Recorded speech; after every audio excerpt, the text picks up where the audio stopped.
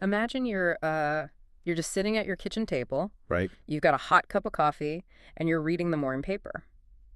Or, I mean, maybe you're just scrolling through a news app on your phone, right? Yeah, like most of us do. Exactly. And you see a headline about a conflict in a foreign country, Hmm. you read the article, you absorb the information, and, well, you just move on with your day. Sure. But here's a question for you. Have you ever wondered if the words you're reading are just, neutrally reporting the facts? Or if they're subtly, almost invisibly programming how you think about an entire region of the world? It's a really profound question because we tend to consume news as if it were a window looking out onto the world. Right, like it's just a clear pane of glass. Exactly. Mm-hmm. We assume the glass is perfectly clear. We assume the journalist is just describing exactly what is happening outside. But what if the glass is actually a lens? Oh, interesting. And what if that lens has been carefully ground over decades or even centuries to distort some things, magnify others, and completely blur out the rest? That is the exact mechanism we're going to unpack today. Yeah, we are. The mission for this deep dive is to look at a fascinating academic paper by Dr. Sara Rguig from Abdelmalek Assadi University. It was published in the Confluence Journal of Multidisciplinary Studies in 2025. That's right. And Dr. Rguig took a magnifying glass to how two of the biggest, most influential newspapers in the United States, the New York Times and the Washington Post, covered the 2011 Arab Spring. Mm-hmm. She wanted to know how language was used to construct a very specific narrative about Arabs, Muslims, and the West. We're going to look at the actual linguistic code of the news. But before we look at this code, we really should lay down a ground rule for this conversation. Yeah, it's crucial. We're dealing with heavy, highly politically charged geopolitics today. The source material touches on media bias, U.S. foreign policy, war, international relations. So our goal here today is absolutely not to pick a political side. Right, definitely not. We are not here to endorse the political viewpoints of the author, nor are we here to validate or defend the stance of the media organizations mentioned. We're just looking at the text. Exactly. Our role is strictly to be your impartial guides through the source material. We're going to unpack the researchers' findings on how language and grammar can be utilized to construct an ideological reality. We are analyzing the architecture of the narrative, not passing judgment on the political actors within it. We're just looking at the blueprints. Just the blueprints. And to understand what the newspapers were building, let's briefly touch on the catalyst. We all know the spark, right? December 2010, Sidi Bouzid, Tunisia. A 26-year-old street vendor named Mohamed Bouzizi sets himself on fire after police confiscate his cart. It was a tragic act of desperation against corruption, and it became the match that ignited massive, widespread anti-government protests across several Arab countries. The Jasmine Revolution. Exactly, leading to the ousting of President Ben Ali and sparking this whole regional movement. We know this history. But almost immediately, the global press gave this massive, complex, multinational phenomenon a catchy label, the Arab Spring. Which is a really fascinating ideological choice by the media. How so? Well, the source text highlights a crucial detail from scholar Joseph Massad regarding that specific name. The term Arab Spring was not chosen by the people marching in the streets of Tunis or Cairo. Wait, really? It wasn't a local term? Not at all. It was coined by the Western media in early 2011 as a deliberate historical callback to the 1968 Prague Spring. Why that specific comparison, though? I mean, what does a mid-century European political event have to do with grassroots protests in the Middle East? It has everything to do with how the West understands democratization. The Prague Spring was a period of political liberalization in Czechoslovakia, but it was largely a top-down effort. It was initiated by members of the regime itself, trying to grant citizens additional rights through partial democratization. So by invoking the Prague Spring, the Western media was projecting a familiar Western, top-down democratization framework onto a messy grassroots Arab revolt. Wow, it's like trying to subtitle a foreign film using only phrases from American cowboy movies. That's a great way to put it. You completely overwrite the original culture with your own tropes. You force a complex, bottom-up demand for human rights into a tidy Western narrative box. Exactly. And you set an expectation for an outcome that was never guaranteed, making it palatable and comprehensible to an audience in New York or Washington. And that subtle reframing, that's just the tip of the iceberg, right? Oh, absolutely. To understand exactly how the media shaped this narrative on a microscopic level, we have to look at the methodology Dr. Rguig used to decode it. Let's get into it. That methodology is called Critical Discourse Analysis, or CDA. I want to spend some time here because this isn't just, basic literary criticism. What exactly is CDA looking for that a normal reader misses over their morning coffee? Well, CDA draws on the work of linguists and scholars like Teun A, Dijk, Norman Fairclough, and Ruth Wodak. To put it simply, traditional reading looks at a text to see what happened. Okay. CDA looks at a text to see who has power. Oh, interesting. It analyzes the hidden ideologies, the power dynamics, and the unequal social relations embedded deep within the grammar, the style, and the rhetoric of a text. It operates on the premise that language is never neutral. Never. Never. Every word choice, every sentence structure, every comma is a social practice that either challenges or reinforces existing power structures. Okay, let me try to unpack this. So if reading the regular news is like playing a video game, you're just experiencing the story, looking at the graphics, completing the missions, Sure. Then critical discourse analysis is opening up the developer console. I like that analogy. You're looking at how the developers programmed the physics engine, where they placed the invisible walls to keep you in bounds, and how they coded the non-playable characters to react to you. With CDA, we're looking at the source code of the news to see how the developers want us to play the game. That analogy holds up really well, especially when you consider who the developers are in this scenario. Right, who's writing the code? In CDA, Dijk refers to these developers as elites. These are the journalists, the editors, the owners of media conglomerates. They are members of dominant social groups who have privileged, almost exclusive access to public discourse. Which makes sense. I mean, if I write a profound essay on global politics, maybe my family and a few friends read it. Right. If an editor at the New York Times writes the exact same essay, millions of people read it, and it suddenly becomes part of the national conversation, it might even influence policy. Exactly. Their power in society is literally measured by their communicative reach. Because they control the platform, they get to dictate the parameters of the narrative. They set the rules. Right. The study emphasizes that these journalists act as gatekeepers. They use what CDA calls discursive strategies. What are those? These are highly conscious, deliberate linguistic choices used to manipulate reality and serve specific agendas. They aren't holding up a mirror to the world. They're actively constructing a specific version of reality and feeding it to the public as objective truth. But these gatekeepers aren't inventing this code out of thin air in 2011, right? They're relying on a psychological and cultural framework that's been in development for centuries. Yes, exactly. According to the text, the foundational code running the U.S. media's coverage of the Arab Spring is something called Orientalism. Orientalism is a concept popularized by the groundbreaking scholar Edward W. Said in his 1978 book. Right, highly influential text. It is the traditional, deeply entrenched Western construction of non-Western cultures, specifically the Arab and Islamic world. Orientalism constructs the East as an isolated, irrational, and passive other. An other with a capital O. It implies a fundamental, almost biological difference between us and them. Said he traces this back through the European Enlightenment and the colonial eras. It created a rigid, unyielding binary opposition. Okay, so what does that binary look like? In this framework, the West is defined by everything positive. It is rational, modern, civilized, active, democratic, and dominant. And the East? The East, or the Orient, is defined as the exact negative inversion of that. Mysterious, dangerous, backward, passive, barbaric, and inferior. And if you establish that someone is fundamentally irrational and backward, you don't really have to listen to their political demands, do you? That is the core utility of Orientalism. Because the East is framed as irrational and inferior, the ideology provides a built-in perpetual justification for Western intervention. Right. So the implicit underlying logic is always, they are incapable of governing themselves, they are a danger to themselves and others, so we, the civilized adults in the room, must step in to manage them. The paper connects this historical idea of Orientalism directly to a linguistic theory by Teun A. Dijk called the ideological square. This feels like the actual engine running the biased news coverage. How does the ideological square work? The ideological square is a double strategy of representation. It's a linguistic boundary drawing exercise between us and them. Okay, break that down for us. It has four main moves. Number one, emphasize our good properties or actions. Number two, emphasize their bad properties or actions. Sounds simple enough so far. Number three, mitigate or hide our bad properties or actions. And number four, mitigate or hide their good properties or actions.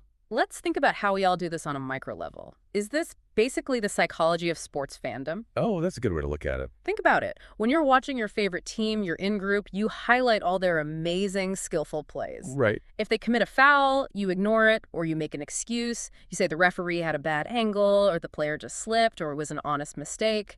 You mitigate your own bad actions. But when the opposing team makes a great play, you barely acknowledge it. And when they commit a foul, you obsess over it. You yell at the television. You call them dirty players. You construct an entire identity for both teams based on this highly selective observation. That psychological mechanism is exactly what Van Dijk is describing. But the study asks us to scale that exact same mechanism up from a local football rivalry to global geopolitics. Right, which has much bigger stakes. When this sports fandom mentality is applied to international news by elite media institutions, day after day, year after year, it creates a systemic shared cultural prejudice. It stops being just an opinion. Exactly. It ceases to be an opinion. Because it's printed in a newspaper of record, it's presented as objective, undeniable fact. It legitimizes one side, the West, and systematically delegitimizes and suppresses the other. So Dr. Rguig's paper identifies three major recurring themes in the New York Times and the Washington Post coverage of the 2011 uprisings. Yes, three main themes. And these themes prove that this Orientalist ideological square wasn't just a historical artifact, it was the active code running the news. Precisely. The first major theme the researcher found is how the region's actions are described. The paper essentially calls it a grammar of chaos. The central overwhelming theme identified in the coverage was violence. In the terminology of the ideological square, this is negative other representation. Right, emphasizing their bad actions. The Arab world was portrayed almost exclusively through the lens of danger, aggression, and relentless conflict. We have some actual headlines cited in the study to get a feel for this. Let's hear them.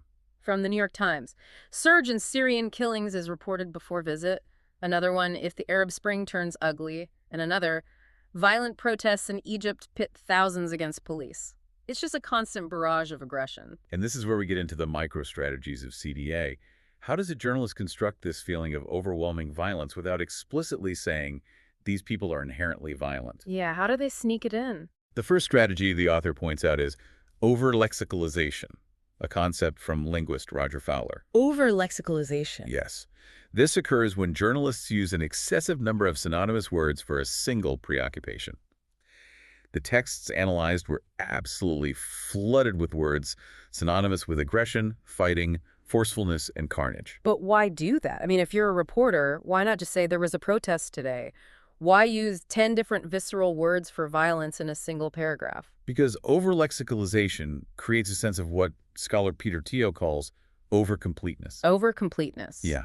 When you flood the reader with a dozen different terrifying words for violence, it sends a subconscious command. It says, you do not need to analyze the situation any further. Wow, it shuts down the critical thinking. Exactly.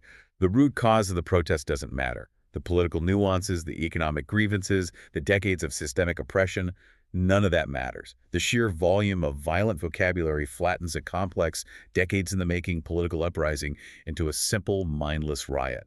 It's a cognitive shortcut. It just overwhelms the reader's critical thinking with visceral imagery. It really does. But the analysis goes even deeper than vocabulary. The study looks at how sentence structure itself is weaponized. And this is where CDA absolutely blows my mind. We're talking about basic elementary school grammar here, transitivity and syntax. Transitivity is one of the most subtle and powerful tools a writer has. It looks at the relationship between the actor, the action, and the receiver of the action. Right. Who did what to whom? Exactly. The study found a distinct, highly politicized pattern in whether the active or passive voice was used. When Arabs or Muslims were depicted as committing acts of violence, the newspapers almost universally used the active voice. Wait, let's actually look at the mechanics of this. Give me a standard sentence you might see in one of these articles to show how this shifts. Consider a hypothetical event. A police officer strikes a demonstrator with a baton. Okay.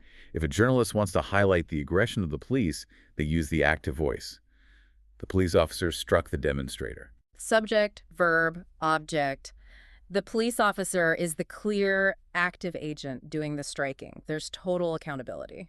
Now let's apply the passive voice, which the study found was frequently used when Arabs were the victims of state violence or systemic issues. The sentence becomes, The demonstrator was struck by the police officer. Okay, the focus shifts to the demonstrator at the front of the sentence, but the officer is still there at the end. You still know who did it. But the journalist can take it a step further to the agentless passive. Agentless passive. They just dropped the end of the sentence. The demonstrator was struck. Wow. The police officer, the actual person swinging the baton, has vanished entirely from the grammatical reality of the sentence. They literally don't exist in that formulation. And then we reach the ultimate linguistic vanishing act. Nominalization. What's that? This is when you turn the verb, the action itself, into a noun. Instead of the demonstrator was struck, the journalist writes, there were strikes. Or, most commonly found in the coverage, violence occurred. Oh man, violence erupted. That is such a classic news phrase. Violence erupted in the streets today. Yes. It makes violence sound like a volcano or a weather event. Nobody is responsible for a thunderstorm. By using the passive voice or nominalization, you completely obscure the perpetrator. You hide the state apparatus inflicting the pain, and you only focus on the chaotic aftermath. It is grammatically brilliant because it entirely removes accountability while simultaneously maintaining the atmosphere of danger. It reinforces the Orientalist idea that the Middle East is just a place where violence erupts, naturally, like a geological feature of the landscape. That's chilling. Another micro-strategy the researcher found that feeds this grammar of chaos is in the quoting patterns. Who they choose to talk to. Right. When constructing an article, a journalist has to choose who gets to speak. The study revealed a heavy imbalance. Reporters showed a massive preference for quoting anti-government sources who explicitly emphasized violence, chaos, and impending doom.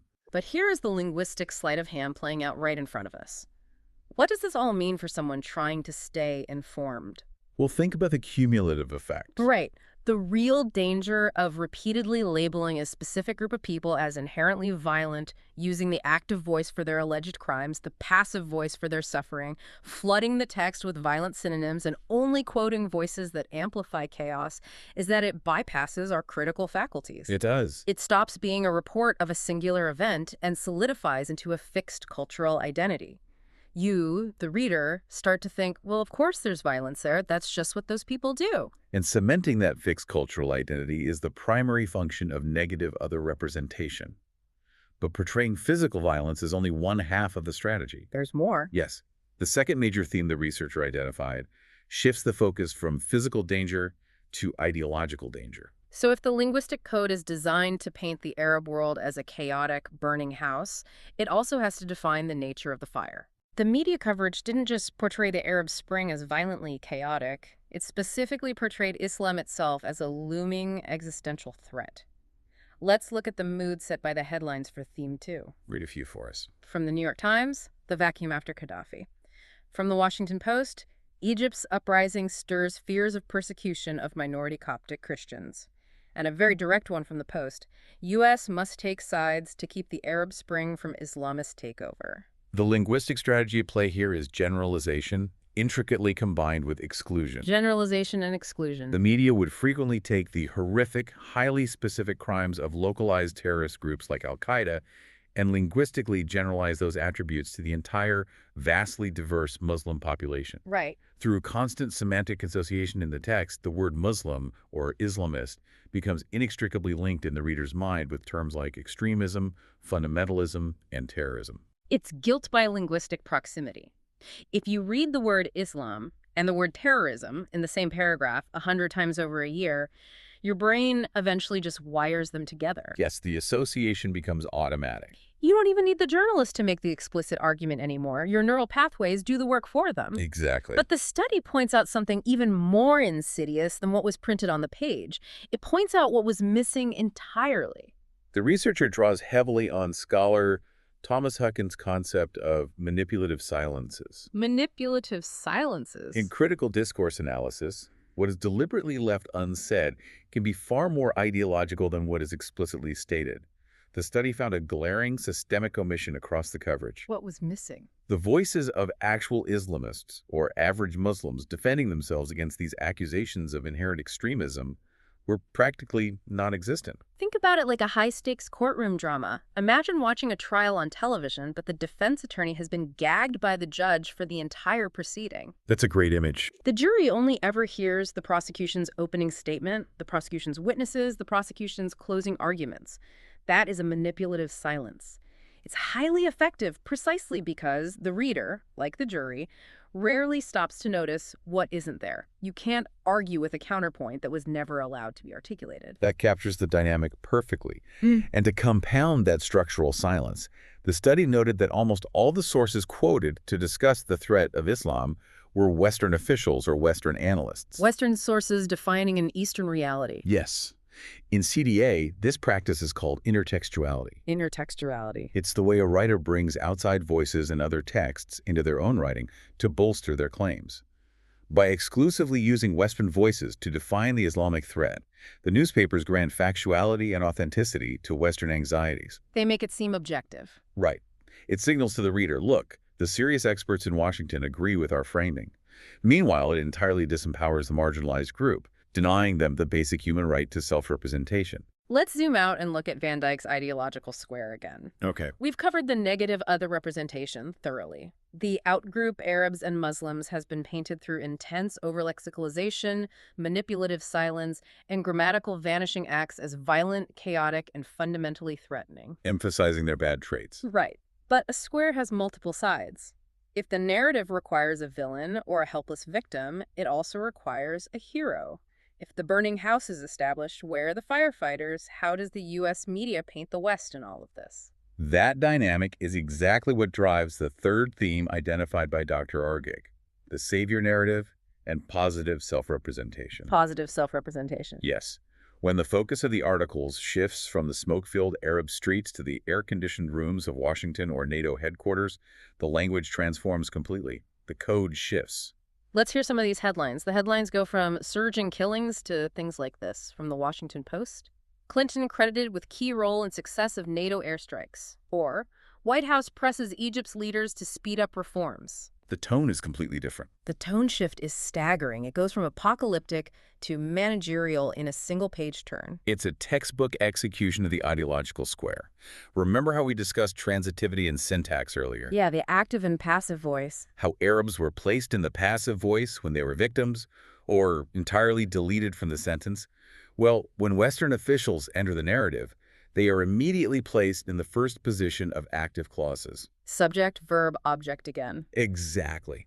They are the unquestioned subjects. They are the powerful, rational units actively doing the saving, the pressing, the leading, the crediting. And the Arabs in those sentences. Conversely, in these exact same sentences, Arabs are portrayed as passive objects failing to progress on their own, helpless, and entirely reliant on external, Western assistance to achieve anything resembling democracy.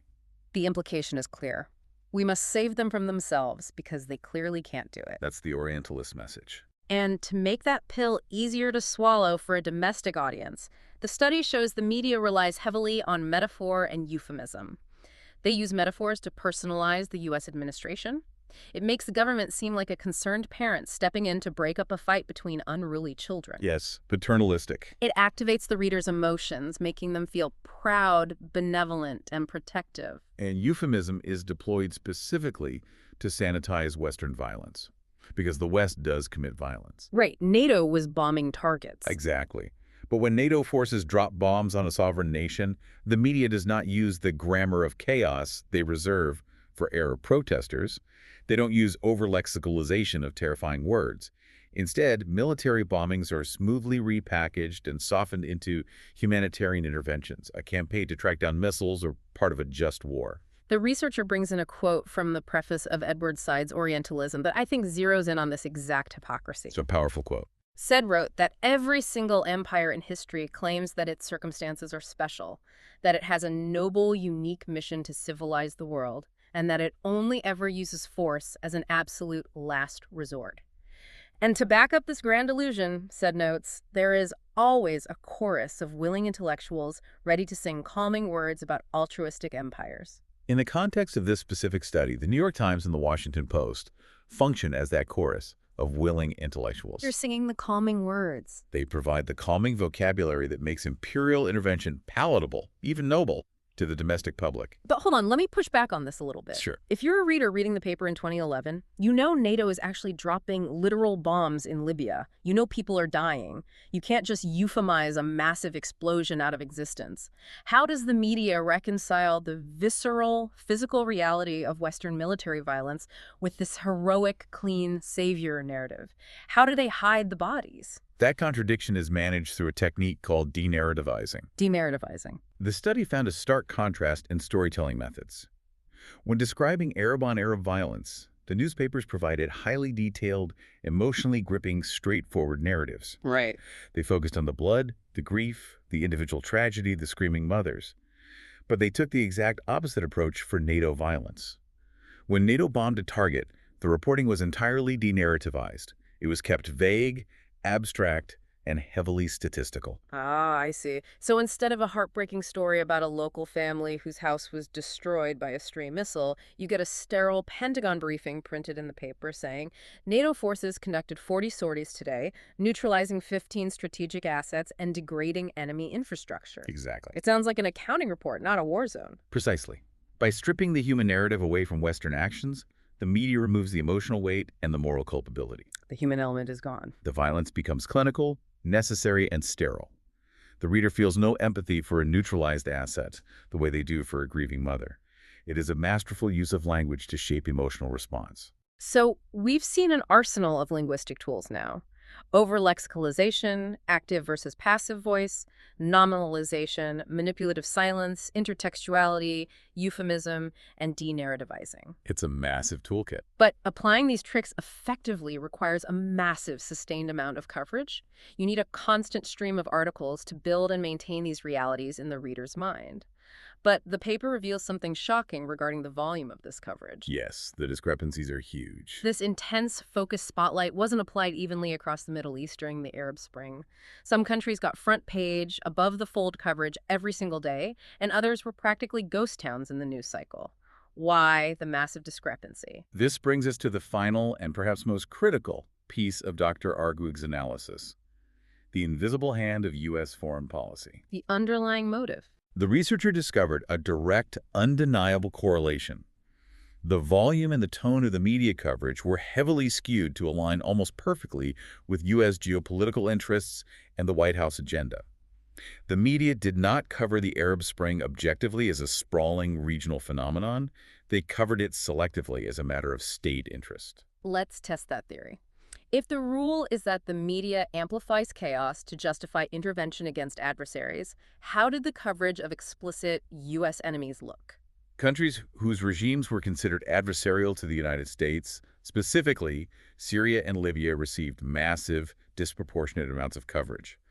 The texts detailing these specific uprisings were incredibly lengthy and frequent. They focused the spotlight there. And crucially, the media actively supported and legitimized NATO intervention in Libya, and their language strongly advocated for a similar intervention in Syria. They deployed all the Orientalist tropes we just discussed to paint these specific regimes as so uniquely evil and the chaos is so profound that Western military action was framed as a moral imperative. Okay, but hold on. If the rule is just chaos gets clicks and justifies intervention, what happened with the countries considered U.S. allies? Let's look at Bahrain. Right, Bahrain. We know from history that the protests in Bahrain were massive. Things got incredibly violent. The state cracked down hard. They're also a massive U.S. ally and host the U.S. Navy's Fifth Fleet. Did the Times and the Post apply the grammar of chaos to Bahrain too? Did they call for intervention there? They did not. In fact, they were largely ignored. Ignored! The study notes that despite the severity of the state violence against peaceful protesters in Bahrain, the U.S. government had absolutely no strategic interest in intervening or destabilizing a vital allied regime. Consequently, the elite media barely covered the Bahraini protests. The volume of coverage dropped off a cliff compared to Libya or Syria. The manipulative silence strikes again, but this time on a national scale. It's silence by omission of entire countries. It's even more stark when you look at positive, peaceful, democratic steps taken by other allies. Qatar, for instance, had almost no street protests, but the government announced plans to hold elections. Wow, okay. In Morocco, in response to peaceful demonstrations, the king voluntarily drafted a new constitution that devolved some of his powers, which was then voted on by the public in a referendum. These were arguably the most successful, peaceful, democratic transitions of the entire Arab Spring. But I'm guessing they didn't get the same front-page treatment as the violence in Syria. They were barely a blip in the news cycle. Why? Because peaceful, successful Arab self-determination completely contradicts the Orientalist grammar of chaos. Yeah. It doesn't fit the narrative that Arabs are irrational and need Western intervention to achieve democracy. It breaks the code. Exactly. And because these were U.S. allies, there was no governmental appetite to agitate against them. The media practically ignored these shining examples because they did not serve the overarching war on terror agenda or the ideological framework of the ideological square. They didn't fit the code, so they were left out of the game. The paper also notes one other fascinating inclusion that proves the coverage was centered on U.S. interests. Even though they weren't directly involved in the protests, Israel was frequently centered in the coverage. Why bring them up in a story about Tunisian or Egyptian internal politics? The study found that articles often pivoted abruptly to focus heavily on how the Arab uprisings would affect Israeli security. This further underscores how the coverage was dictated by U.S. foreign policy priorities, rather than a genuine interest in the Arab people's democratic aspirations. The Arab Spring was frequently framed not by what it meant for the millions of Arabs living through it, but by what it meant for American strategic interests and American allies in the region. To synthesize this for everyone listening, the media isn't a mirror reflecting the world as it is. It's a spotlight. A spotlight, exactly. And the government, or the underlying geopolitical ideology, is standing right behind the journalists, telling them exactly where to point that spotlight. They tell them how wide to make the beam, what to leave in the shadows, and what color gel to put over the bulb to make the subject look terrifying or heroic. That realization is the foundation of Dr. Rguig's ultimate conclusion. Her assessment is that during the Arab Spring, the elite U.S. media essentially failed in its democratic duty. They failed. By acting as a largely uncritical echo chamber for foreign policy, and by relying on deeply entrenched Orientalist tropes, they reproduced prejudice rather than reporting objective facts. So what's the solution? Her call to action in the paper is that there is an urgent need for a media revolution to parallel the political revolutions we saw in 2011. There must be a return to traditional journalism ethics, a commitment to genuine intercultural dialogue, and an end to using the shield of freedom of expression to mask discriminatory ideological programming. Let's take a breath and recap the journey we just went on. It's been a lot to cover. We used critical discourse analysis to open up the hood of the news. We saw how elite U.S. newspapers used grammar, passive voice, over-lexicalization, manipulative omission, and age-old Orientalist framing to construct a highly specific reality during the 2011 Arab Spring. Right. And we saw how that constructed reality aligned perfectly with the foreign policy interests of the United States, creating a linguistic world divided neatly into chaotic, threatening Muslims and heroic, civilized Westerners. It's a sobering look at how vulnerable our perception of reality truly is to the hidden mechanics of language. Why does all of this matter to you today, listening to this right now? Because these discursive strategies didn't magically stop in 2011. Not at all. They are happening right now on whatever screen you look at. Every single time you read an article, someone has made a conscious choice to use the active or the passive voice. Someone has chosen exactly who gets a quote and who is silenced entirely. Being truly well-informed isn't just about reading the news to see what happened. It's about learning how to read the language of the news. It's about seeing the underlying code. Once you learn to spot the ideological square, and once you start noticing the passive voice doing the heavy lifting to hide accountability, you will start seeing it everywhere. Absolutely. And I want to leave you with a final lingering thought to mull over as you go about the rest of your day. This study we looked at today analyzed legacy print media, the traditional old-school gatekeepers with human editors and printing presses. Right, the old guard. But think about how you get your news now. If human editors at elite institutions could so easily and subtly construct an ideological reality using grammar and selective quoting in 2011, how are the invisible black box algorithms of today's social media platforms constructing your reality right now? If the news is code, who or what is writing that code? A vital question for the digital age. Thank you for joining us on this deep dive into the language of power. Keep your eyes open, keep looking at the code, and keep questioning what you read over that morning cup of coffee. We will catch you next time.